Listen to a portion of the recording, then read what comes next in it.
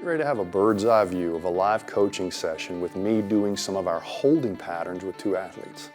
Completely unrehearsed, they have no idea what's coming, because I wanted to capture what it's really like on your exercise floor, in your gym, at your facility. I want you to learn to coach this, but I want you to watch it first. I want you to actually be coached or participate in it second, and I want you to try coaching somebody third.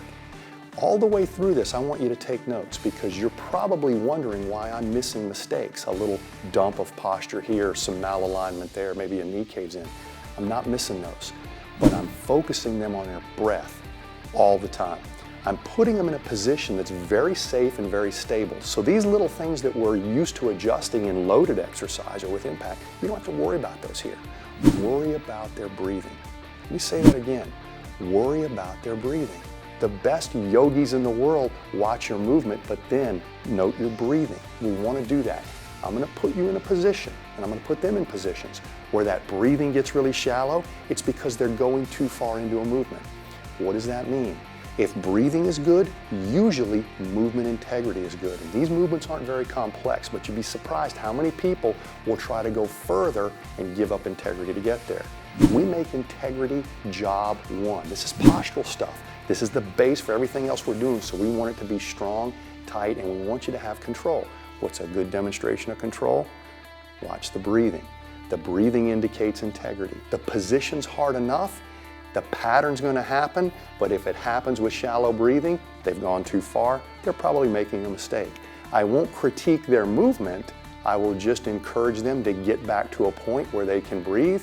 That point is synonymous with integrity.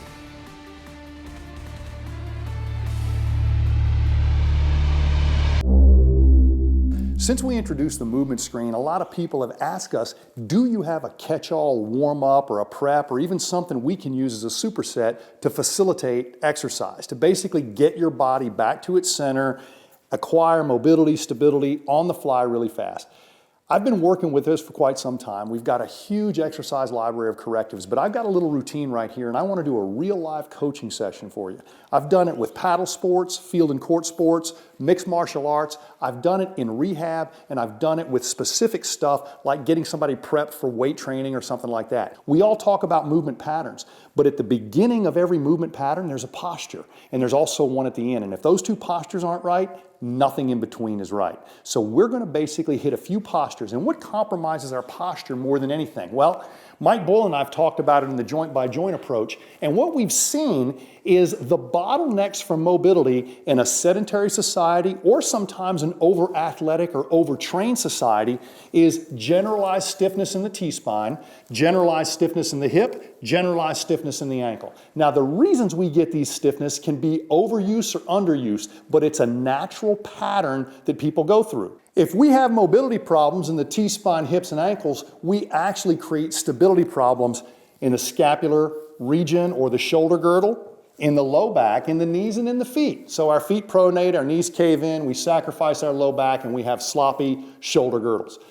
Now, if we address the mobility doing static stretching, dynamic stretching, and foam roll, what hits save on that document? What makes these areas of stability and these areas of mobility start working together? Well, you can't just stretch alone. I think we've seen that. Stretches make a temporary change or a window of opportunity. What do we do with that window of opportunity? Well, what we've done for a long time, we just go right into the activity and we emphasize good technique, and sometimes that fixes it. But when it doesn't, this has been working for me. So we have a lot of benefits seen from the carry stuff, and I did a whole DVD with that with Dan John on carry stuff. But before carries, we learned to hold things. Watch this, grab a kettlebell, do what I'm saying. Then take my position and be the coach. I want you to have a kettlebell that you could bottom up press a couple of times without too much difficulty. So if both of you got a kettlebell, you can bottom up press, not just on one side, but on both sides.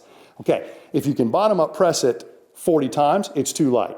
At least 2 is good enough. So I'm not wanting to overload you here, because this is about time, this is about breathing, this is about low-level work capacity. It's not about how strong you are, but you may find out how wiped out you get just doing this, okay? So the position I want you in is I want you to pop tall, I want your pelvis as far forward through, and I do not want this position. I literally want your knees out. And I want you to keep working your knees out till you get a little bit of a groin stretch. All right, you know what that stretch is, right? We're not there. I want you to come back in from that groin stretch, but just in a few inches. Secondly, your feet are not turned out. Your feet are turned in. This puts your knee in a protected position. And by the way, if you needed a pad, if this wasn't soft enough, I want you on a pad. And we have some more options for you if you don't like that ankle position. But the one thing I don't want is don't load your toes. I'm trying to talk to your glutes right now. I don't even need your feet. They're out of the picture. Your glutes, your hips, your T-spine, scapula, that's what we're working on here. So feet are out of it. Don't load the toes. We can put you up on some steps. We can even use a mat table to help out there. Now, all I really want you to do is make sure you're set up. Make sure you're slightly in from the adductor stretch, but wide enough where you can roll that pelvis through. If your pelvis were a plate, I don't want it spilling water off the front. Don't want it spilling water off the back. Grab the kettlebell, hold it up. Good. Now, the longer I leave you here, the more you will actually have a tendency to think it's your job to lift this thing. It is not your job to lift this thing. It is your job to hold this thing. So don't let it go down, okay? Just keep it off the floor. But having said that, most people who've done at least one shrug, over time, that tension, you feel like you're going to start fighting that weight. And as that weight starts to feel like it gets heavy, you're actually lifting it instead of just holding it. So every now and then, here's what I want you to do. Without getting shorter, very important that you remember this. Head height stays the same. Push that kettlebell down. Push it down all the way, don't get shorter. Every time you get a little fatigued or a little tired, ask yourself, is it up here or is it down there? Down and back, sternum's up, shoulders are down and back. Good? Okay, in that position, look over your left shoulder. Take note of how far you can go and what you can see. Look over your right shoulder and come back to the middle. If they feel the same, give me a nod. If they don't feel the same, give me a shake. Okay? Good, feel the same. This time, left shoulder, turn the chin, turn the shoulders. Go as far as you can, but not so far that you can't breathe. Good. Don't worry about the kettlebell. Just turn the head and shoulders as far as they can go without that kettlebell coming out of that sort of pendulum position. Good. Now go the other way. Do the exact same thing. Make sure you stay there long enough to cycle 3 breaths before you give me an opinion. They feel the same or do they feel different? Come on back. What do you think? About the same? Good. Now, this time I want you to go as far as you can that way. Turn the head first. Turn the shoulders second, then bring the kettlebell around. But when it gets around here, it's going to be higher. Put it back on the ground, okay? Don't get shorter and don't lean off your center. If you sacrifice and lean outside your body or tilt or waver in any way, I'm going to pull you back. So as long as you're breathing and as long as you're basically right between your knees, the top of your head, no matter if you're turned or not, right between your knees, I won't call you out of this. But I'm going to ask you if you're breathing. So go that way as far as you can. Go as far as you can. Keep going as far as you can. Bring that kettlebell on around and lay it on your lateral thigh. Keep going, keep going, keep going. Is it difficult to breathe? Because if it is, back off an inch. 1 inch only. And if you can cycle a much more satisfying breath, then stay right there, okay? I want you to do a 2-second hold at the top. So take the air in, hold it. Let the air out, all the way out, get it all out, hold that 2 seconds, okay? This is just a little drill so you don't rush the breath. I'm slowing you down. This is not a vigorous activity, but it's one where if you control your breath, you'll control your mobility. Now, remember that inch you grabbed before and you couldn't hold it and breathe? Go back and take that inch. There you go, and keep breathing. Good. Now, I'm sort of rushing you through this, but I want you on your own to do the exact same thing to the other side. Go as far as you can go, all the way around. Bite off that inch, that very end inch, all the way to the point where breathing is a little bit challenging, and then back off. Not 6 inches, don't run away from it. Face the dragon, back off an inch, 2-second hold at the top. Easy exhale, 2-second hold at the bottom. Easy inhale. Cycle that 3 times, reclaim that inch. And then when you come back to the center, ask yourself, Did those feel equal? Did the left and right feel equal or not? If they didn't, you just found something to work on. It's going to make a difference. What I'm engineering for you guys here is not just a warm-up. It's an experience. If you're not experiencing anything, we're moving to something more challenging. But if you did experience a difficulty or a left-right difference, I do want you to come back and own this at some time. Good, come back to the center. About the same or different? Perceived difficulty, perceived amount of motion. Feeling good? Not good. Okay, which side got you? Good enough. See if I magnify it with the next move or actually make it go away. Some people will actually get a more challenging situation with the kettlebell up front, but your hips haven't been challenged yet. I challenged your T-spine. I'm going to challenge those hips a little bit. Bring it around behind, okay? Now, if your calves are apart and your arms aren't too long or the kettlebell isn't too long, you won't be able to hit the floor even if you push down. As a matter of fact, go ahead and try to push it down right now. If you can hit the floor, then we just got to get something smaller or get you up higher, but either way, I don't want you using the floor. Having said that, your hips are in a little bit different position, aren't they? Did you think you were in hip extension when we first started off with the kettlebell up front? Because this is probably closer to true hip extension. When we see somebody standing there with naturally flexible hips, they just bring them on through. I force that situation with the kettlebell. Now, the one thing I want you to remember if you're ever coaching this is I don't have to tell you what to do if I set up the position. I got your knees set just far enough apart where you're not stretching the adductors, but you got a good base and your pelvis is moving. I'm intentionally making you hold it here for a reason. Is this getting hard right here? Okay, it's even hard to hold that. So what do you do when that gets hard? Push it down, breathe, move around. You might want to move those knees in and out, but don't ever turn the feet out, don't ever load the toes. If you need to sit it down at any time, just sit it down, okay? Because if we don't have enough padding under your knee, that might be the bottleneck here. I don't want that to be. Having said that, I want you to explore neck, and then the neck, and then the neck and chest, and the neck and chest. Go at your own rate, and I'm just going to watch you and make some comments. The whole time, I'm going to be encouraging you to remember your breath, and if you turn so far that it changes the normal rhythm of your breathing, you've turned too far. You bit off something that you can't reproduce, because if you stayed in that position, you would die. You can't breathe there, so it's not a position.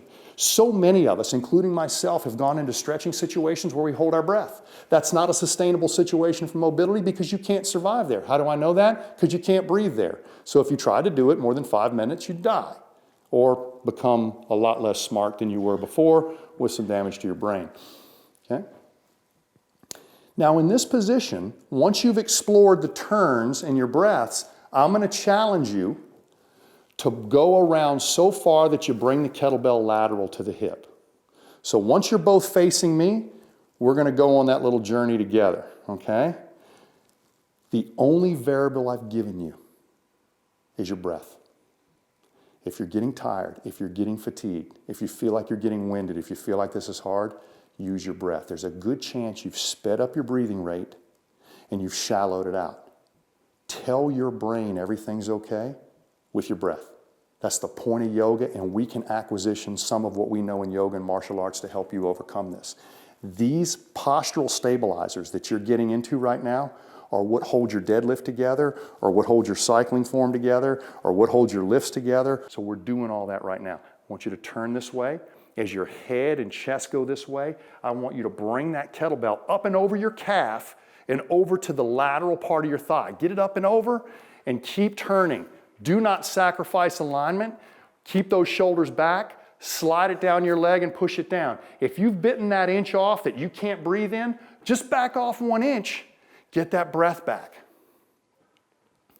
Now, if you don't feel like you can hold it at the top and bottom, that's a good indication that you've gone too far. Back off another ½ inch and see if you can hold it at top and bottom. Control it.